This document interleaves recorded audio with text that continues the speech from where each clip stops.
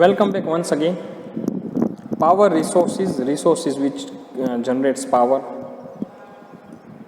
Power or energy is needed to cook, to provide light and heat, to propel vehicles and to drive machineries. Power और energy का ज़रूरत कहाँ कहाँ पे होता है? तो कुकिंग के लिए, लाइट एंड हीट क्रिएट करने के लिए, व्हीकल्स चलाने के लिए और मशीनरीज को चलाने के लिए. The electricity produce is transmitted to various places through a network of power lines called a grid. Electricity produce कैसे होती है? तो इलेक्ट्रिसिटी हम वाटर में से प्रोड्यूस कर सकते हैं, सोलर में से भी ले सकते हैं. वो ट्रांसमिट होती है अलग अलग जगह पर. कैसे होती है? जैसे कि इलेक्ट्रिसिटी हर जगह पे बनती नहीं है, लेकिन पहुंचती हर जगह पे through a network of power lines. Power lines के नेटवर्क से पहुंचती है. हम उसको वायर से भी करने जानते हैं और उसको कहते हैं ग्रिड. पूरा एक नेटवर्क होता है, that is called grid, right.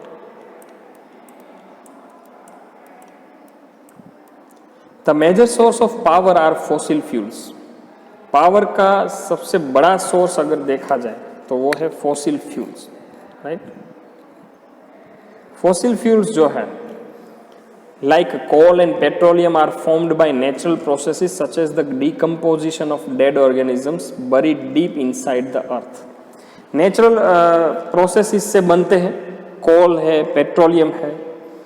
Fossil इसीलिए कहा जाता है कि प्री हिस्टोरिक ऑर्गेनिजम्स जो होते हैं वो रॉक के अंदर प्रिजर्व किए गए होते हैं. उसके अंदर वेदरिंग का और बेड रॉक का असर होता है और आगे जाके फिर वो कुछ ना कुछ बनते हैं.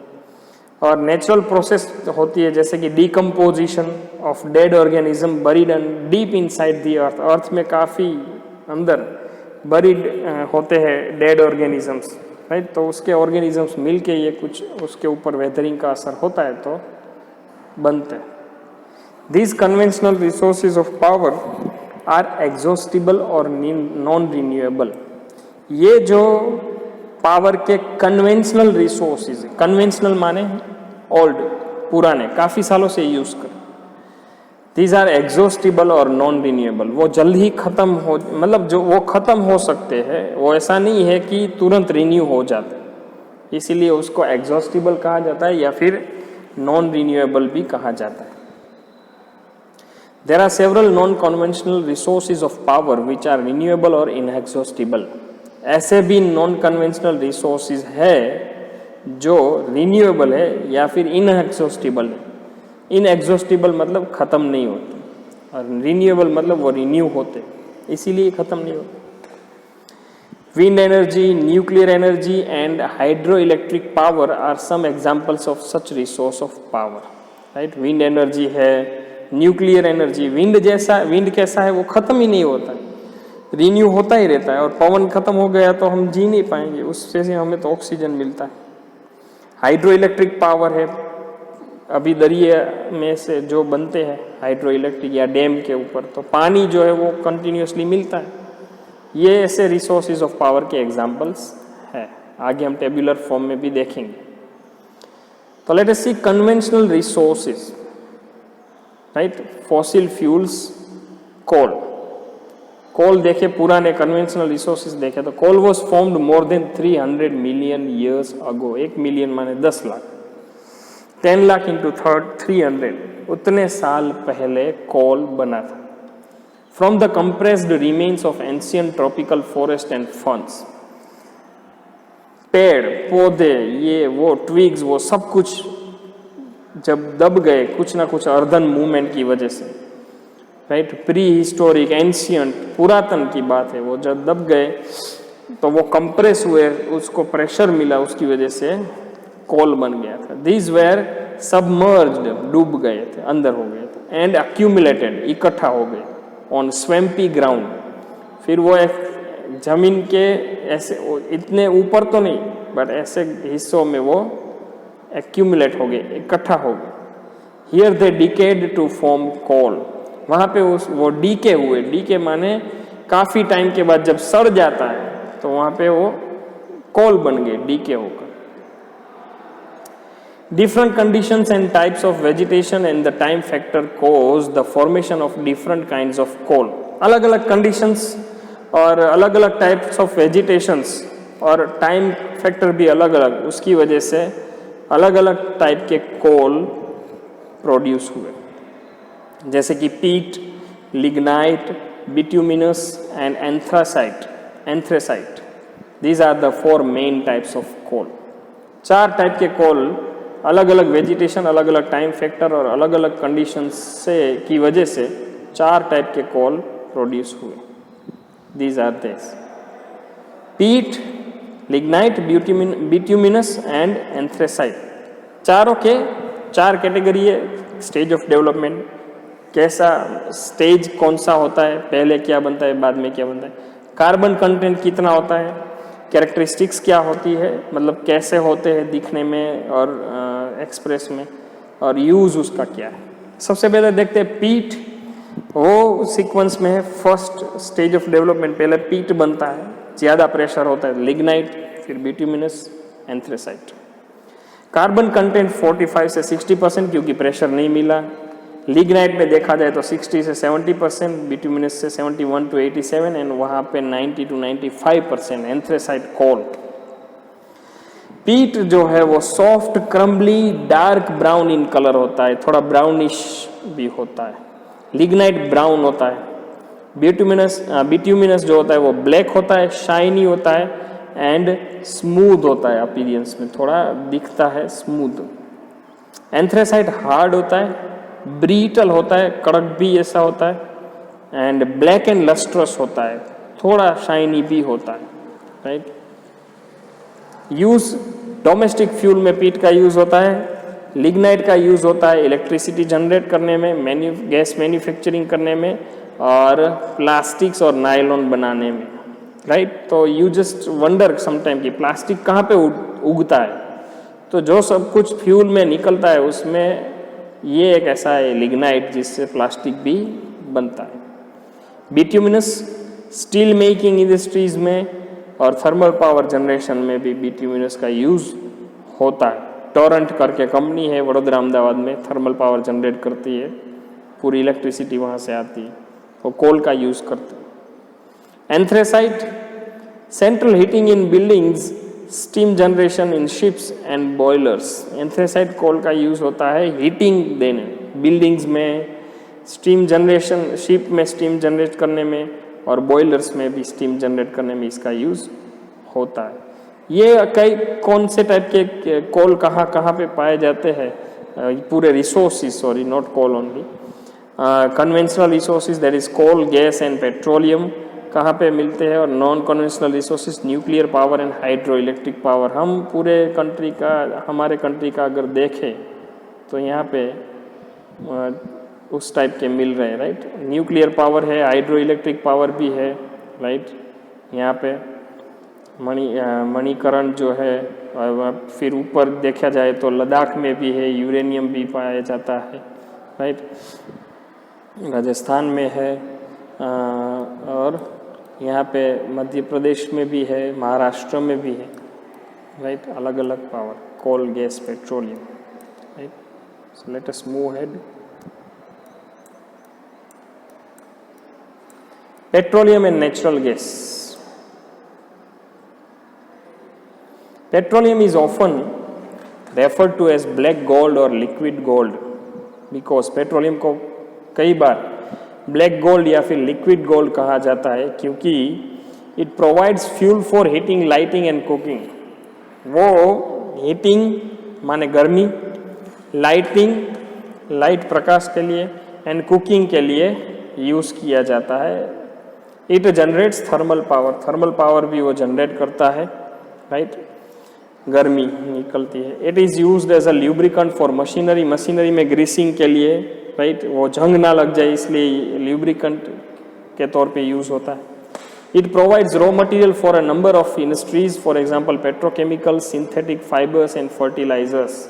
ऐसी चीज़ों, ऐसी इंडस्ट्रीज में भी रॉ मटेरियल के तौर पे यूज़ होता है. It provides motive power for vehicle. Vehicle में जो मेनली ज़रूरत होता है पावर, वो मोटिव पावर माने मूव करने के लिए जो पावर मिलता है वो पेट्रोलियम से मिलता है. Petroleum formation has been going on for millions of years and is probably going on even today.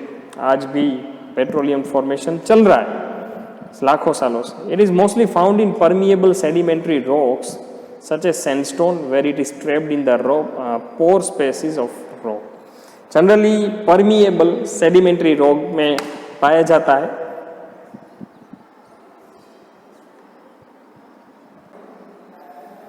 Permeable sedimentary rocks में पाया जाता है जहाँ पे पोर स्पेसिस होती है, होल्स होते हैं, वहाँ पे उसको ट्रैप किया जाता है. As petroleum and natural gas are not solid, वो सॉलिड नहीं होते, वो लिक्विड फॉर्म में होते हैं. They are brought to the surface by drilling wells into the ground to reach the liquid और गैस. गैस या लिक्विड के पास पहुंचने के लिए ड्रिल किया जाता है, उसमें खोदा नहीं जाता है. Right. So now let us see non-conventional resources. We just discuss about conventional resources. अब non-conventional resources modern. First is nuclear power or atomic power. It is obtained when the structure of atoms of uranium, thorium, kerallite and zirconium are altered by heating, leading to the release of energy. ये कैसे obtain किया जाता है? Nuclear power. जब atoms के structure को obtain किया जाता है, राइट, यूरेनियम के, थोरियम के, केरालाइट और जर्कोनियम के, और ऑब्टेन करके उसको हीटिंग करके उसको ऑल्टर किया जाता है, माने उसमें चेंज किया जाता है जिसकी वजह से एनर्जी रिलीज होती है. ये एक प्रोसीजरल इवेंट है, तब ये एटॉमिक पावर मिलता है. Nuclear or atomic energy is released in the form of heat which is used to generate power. Power generate करने के लिए न्यूक्लियर या फिर एटॉमिक एनर्जी को रिलीज किया जाता है हीट के फॉर्म में, राइट, और तब जो वो जाके पावर जनरेट करता है. न्यूक्लियर और atomic energy needs to be generated under controlled conditions in an atomic power station. Power station, atomic power station में कंट्रोल्ड कंडीशन में ये जनरेट किया जाता है न्यूक्लियर या फिर एटॉमिक एनर्जी. उसका बहुत ही कंट्रोल एनवायरनमेंट होना चाहिए, वरना वो एक्सप्लोजिव होते हैं, एक्सप्लोड हो जाते हैं. Large quantities of radioactive waste is also generated along with the energy. Energy के साथ साथ रेडियो एक्टिव वेस्ट माने कचरा भी जनरेट होता है, राइट. तो सिर्फ फायदा होता है ऐसा नहीं. It can cause environmental deterioration and health hazard. Environment में डिटेरियोरेशन होता है माने खराब हो जाता है, और हेल्थ हजार्ड, हेल्थ इश्यूज भी होता है. किससे होता है? रेडियो एक्टिव, ये उसकी रेडियो एक्टिव नेचर की वजह से, right. Nuclear resources. It is very expensive, काफ़ी महंगा है. It is also based on exhaustible mineral resources, वो खत्म हो जाने वाली कैटेगरी में है. दूसरा है hydro electric power, non conventional resource. Hydro electric और water power has been use in for many centuries to turn wheels and drive mills. Hydro electric या फिर वाटर पावर जो है वो सदियों से चला आ रहा है व्हील्स, पहिए घुमाने में और मिल्स चलाने में, right.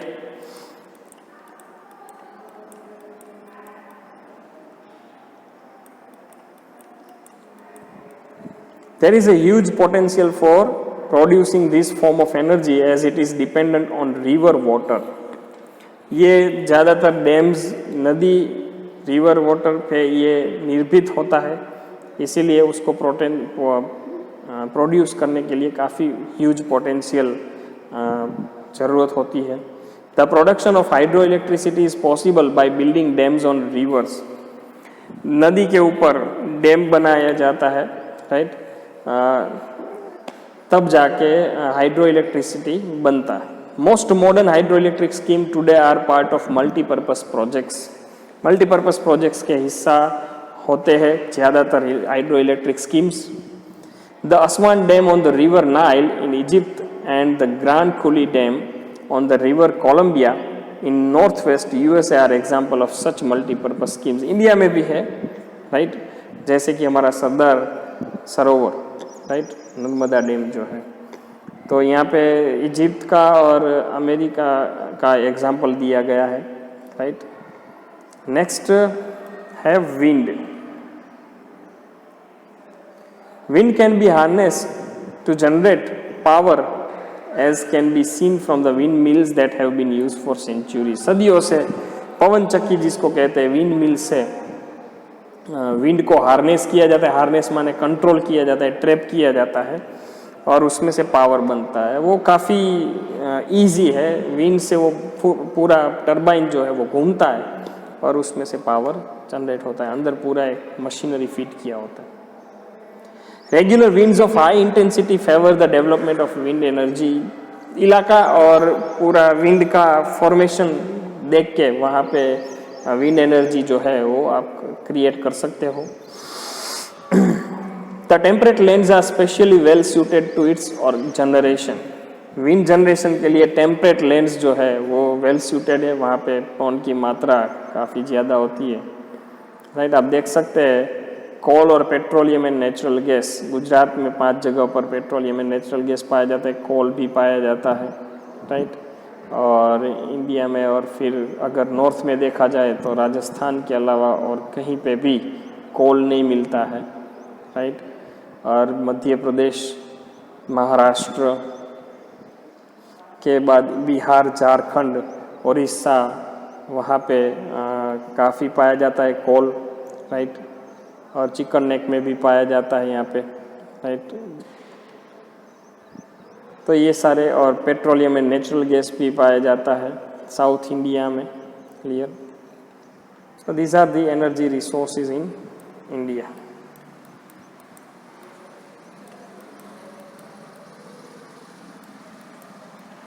In many parts of Europe, especially the Netherlands, where significant coal and petroleum deposits are lacking, wind energy and is an important source of alternate energy। Netherland जो है उसमें ज़्यादातर विंड एनर्जी का use होता है क्योंकि वहाँ पे कोल और पेट्रोलियम डिपॉजिट्स नहीं पाए जाते, तो वहाँ पे wind energy. Next is solar energy. It is the energy we receive from the sun.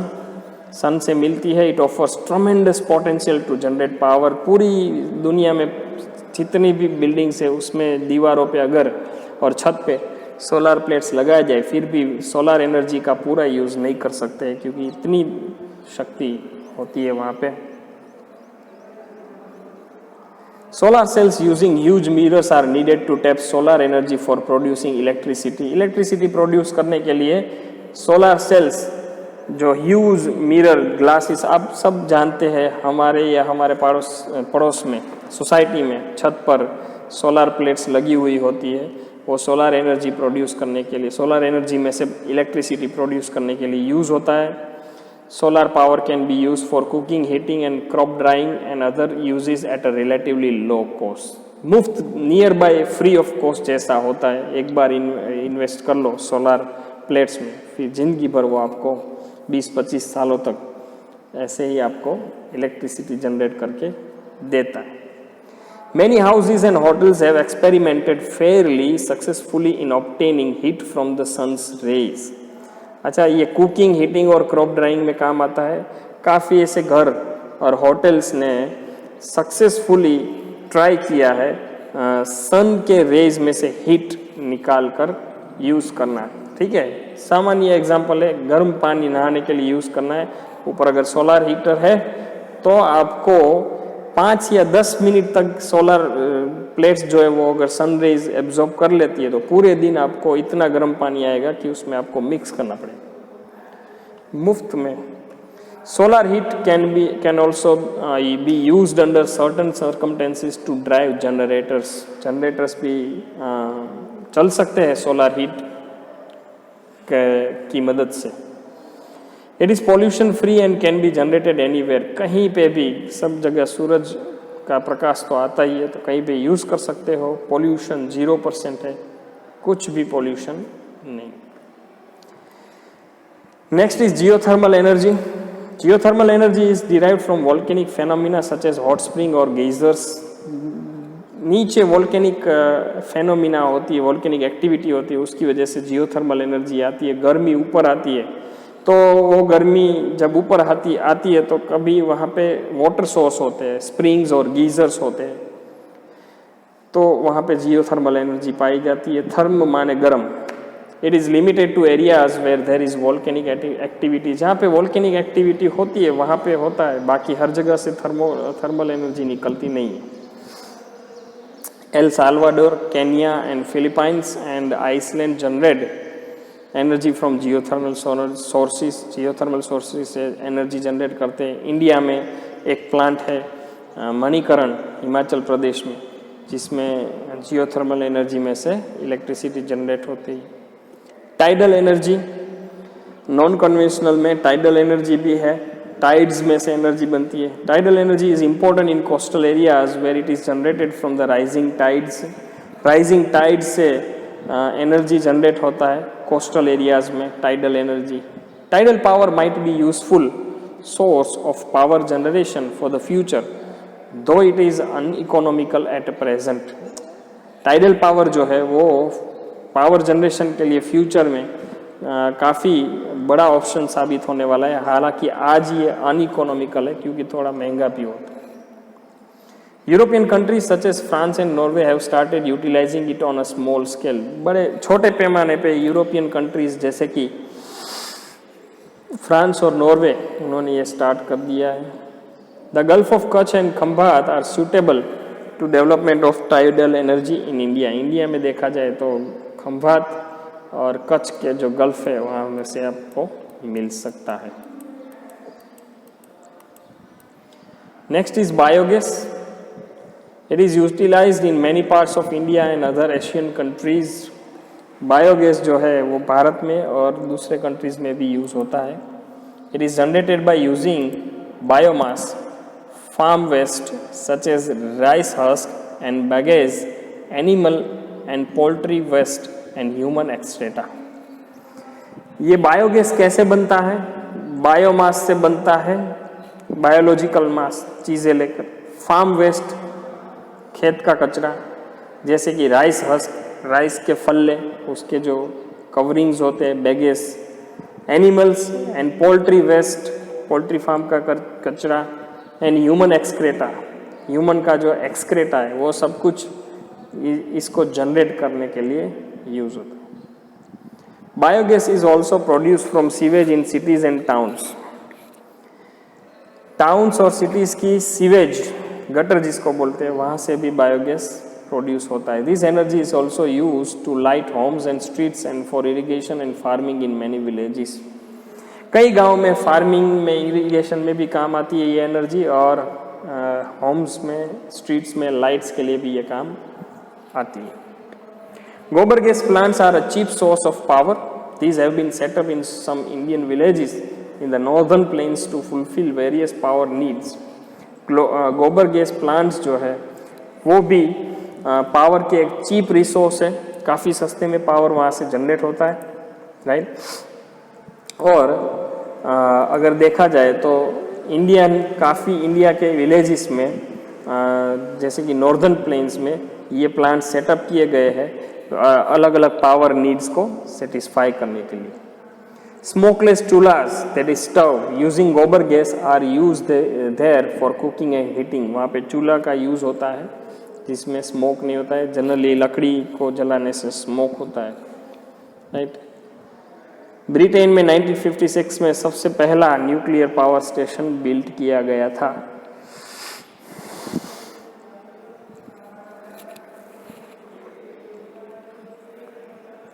Right. अब the last topic, conservation of conventional resources. कैसे हम बचाएं? There is an urgent need for the conservation of conventional mineral and power resources. काफ़ी urgent जरूर है कि हम conserve करें माने बचाए मिनरल एंड पावर रिसोर्सेज को। So let us examine some measures that we can adopt. हम देख सकते हैं, हम कुछ मेजरमेंट्स अडॉप्ट कर सकते हैं। We must learn to use efficient mining techniques. Minings जो होता है उसकी टेक्निक्स, एफिशिएंट टेक्निक्स हमें सीख लेना चाहिए कि जिसकी वजह से माइनिंग में कम से कम वेस्टेज हो. We should save some untapped sources for future needs and locate new deposits for sustained development. हमें अनटैप्ड सोर्सेज को फ्यूचर नीड्स के लिए सेव करके रखना चाहिए. अब अनटैप का मतलब होता है जो बह जाते हैं, जिसका वेस्ट होता है, वैसे सोर्सेज को हमें सेव करना चाहिए फ्यूचर जनरेशन, फ्यूचर नीड के लिए. और उसके नए डिपॉजिट को लोकेट करना चाहिए फॉर सस्टेनेबल डेवलपमेंट. उसको संभाल के रखना चाहिए जो वेस्ट हो रहे हैं वो. We must conserve the comparatively scarce metals such as copper by finding substitutes which are in abundant supply such as bauxite. हमें ऐसी हर एक मिनरल्स, धातु को कंजर्व करना चाहिए, पर्टिकुलरली जिसका यूज इंपॉर्टेंट हो और जिसका ऑप्शन हो. जैसे कि कॉपर का ऑप्शन है बॉक्साइट, वो अबंडेंटली अवेलेबल है, काफ़ी प्रमाण मात्रा में, विपुल मात्रा में अवेलेबल है, तो उसका यूज करना चाहिए कॉपर की बदले. Right. We must reuse, renew and recycle wherever whenever it is possible. हमें जब जब पॉसिबल हो तो रीयूज करना चाहिए, रिन्यू करना चाहिए और रिसाइकल भी करना चाहिए.